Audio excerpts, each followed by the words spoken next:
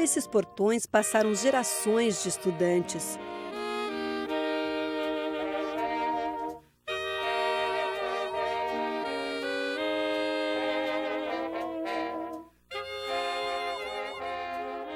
No início, camisas brancas, saias plissadas, gravatinhas circulavam por aqui.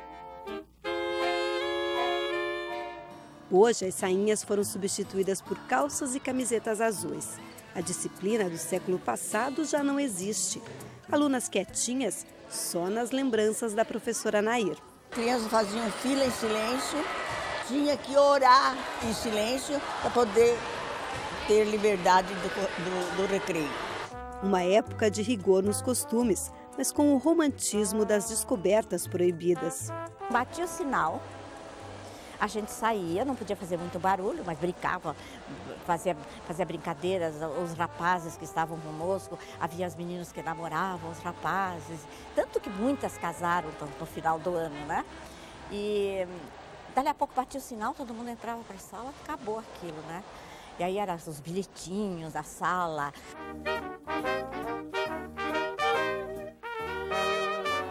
Além das doces recordações da juventude, estas paredes e corredores desgastados pelo tempo testemunharam boa parte da história do ensino no estado. O Instituto de Educação do Paraná, hoje Instituto de Educação Erasmo Piloto, sempre foi referência.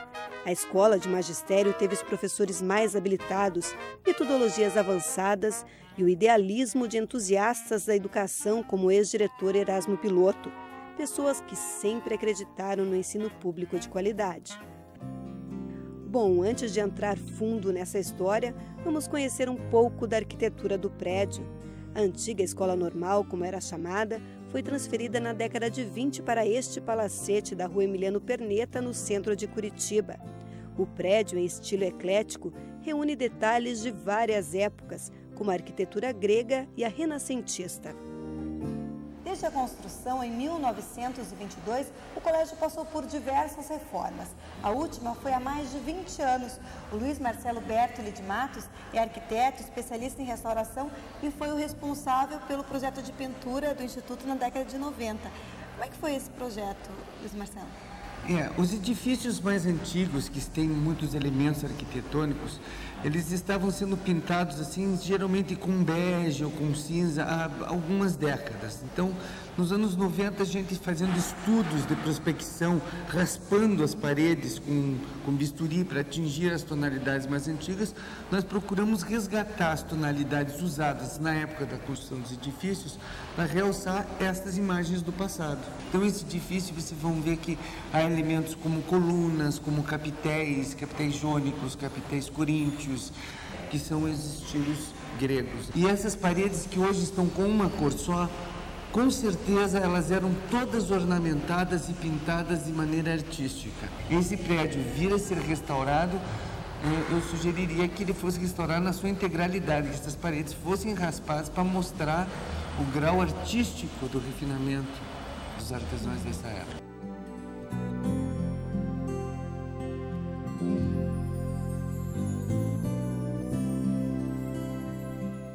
E considerando que a então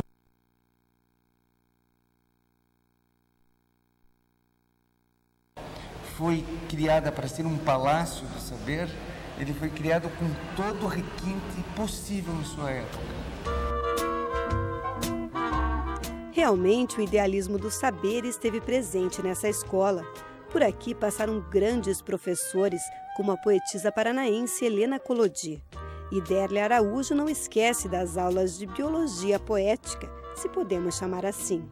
Ela era professora de biologia e antes dela falar as leis da genética, a gente pedia que ela dissesse versos e ela dizia muitos versos. O homem esposou a máquina e gerou um híbrido estranho, um cronômetro no peito e um dínamo no crânio. As hemácias de seu sangue são redondos algarismos. Nós usávamos uma sainha branca e uma sainha azul marinho e uma blusinha branca, e ela dizia as andorinhas do beiral da minha vida. E a gente ficava muito emocionada e com ela a gente foi aprendendo a gostar muito da leitura, da escrita. Sol de primavera, céu azul, jardim em flor, riso de crianças, na pauta de fios elétricos, uma escala de andorinhas. Lembranças que também estão na memória de Cloris Casagrande Justin, que foi aluna, professora e diretora do Instituto. Tanto envolvimento com a escola traz muita saudade do tempo em que frequentou a instituição. As primeiras lembranças, digamos assim, eram das professoras de jardim de infância, que eram mulheres muito bonitas, havia todo um aparato de avental branco todo engomado, com laços, e nós, as crianças, éramos muito cuidadas por todos. E havia um número grande de crianças. Então, a parte de artes era muito trabalhada. Dança, canto, declamação.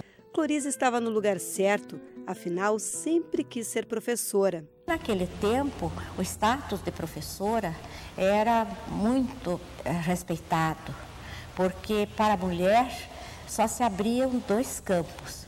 O campo do lar, de ser mulher esposa, e o campo da educação, porque lidava com crianças.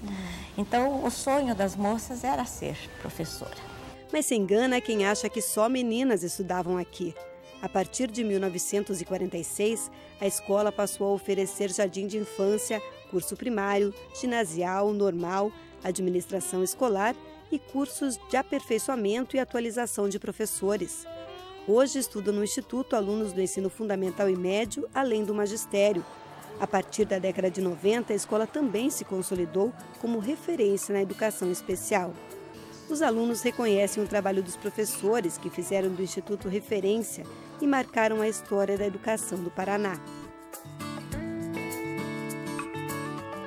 Erasmo Piloto é uma dessas personalidades. Patrono da escola, foi um dos diretores do Instituto de Educação.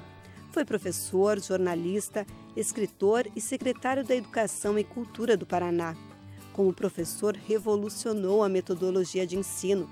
Numa época em que os estudantes apenas decoravam, queria ensiná-los a pensar. As perguntas dele eram irrisórias para nós, e, no entanto, eram de uma profundidade extraordinária. Ele dizia: escreva 8 propostas do que você pode fazer com um tijolo. Então, isso era uma coisa que hoje a gente olha e vê o grau de criatividade que ele tentava colocar para os alunos. O método de ensino do professor Piloto redirecionou a educação no estado.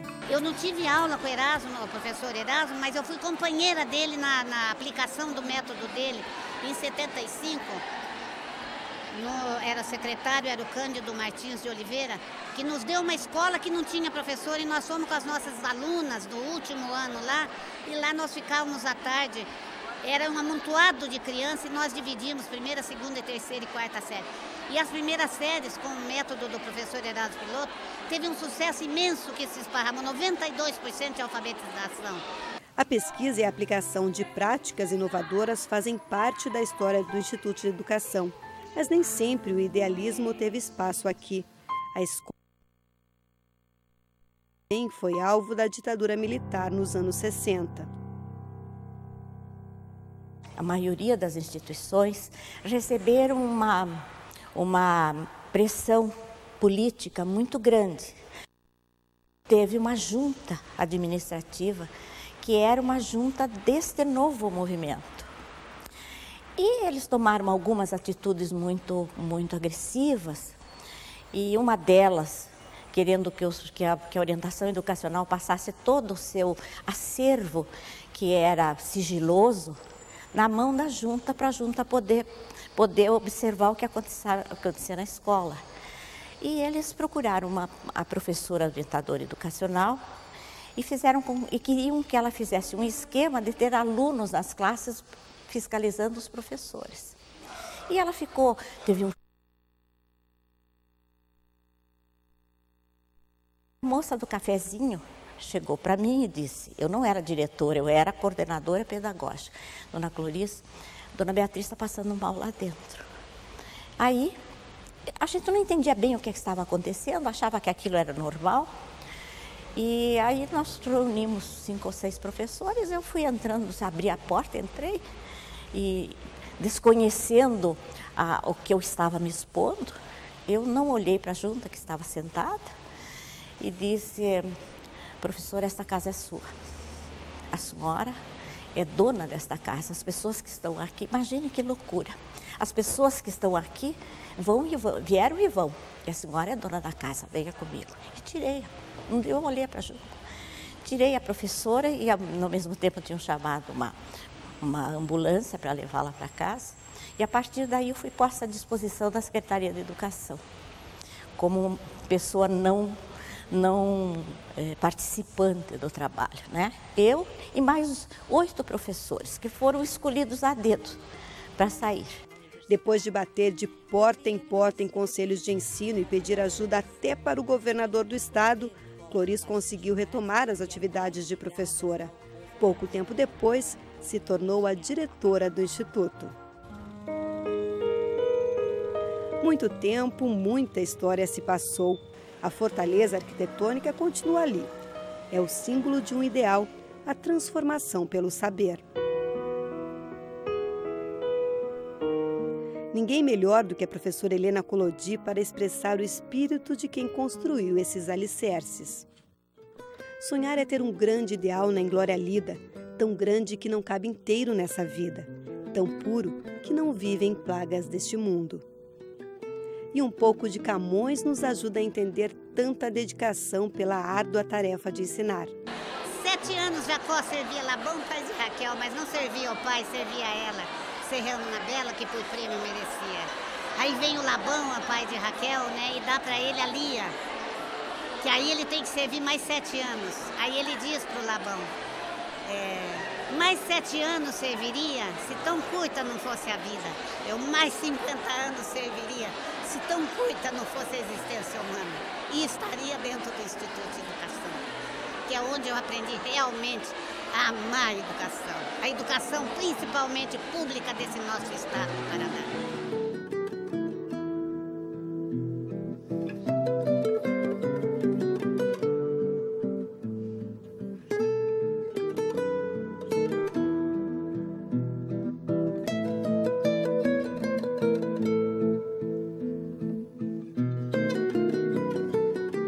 Quando os homens viram os olhos do poeta, viram na sua luz a luz do próprio olhar, e no seu sonho o próprio sonho refletido.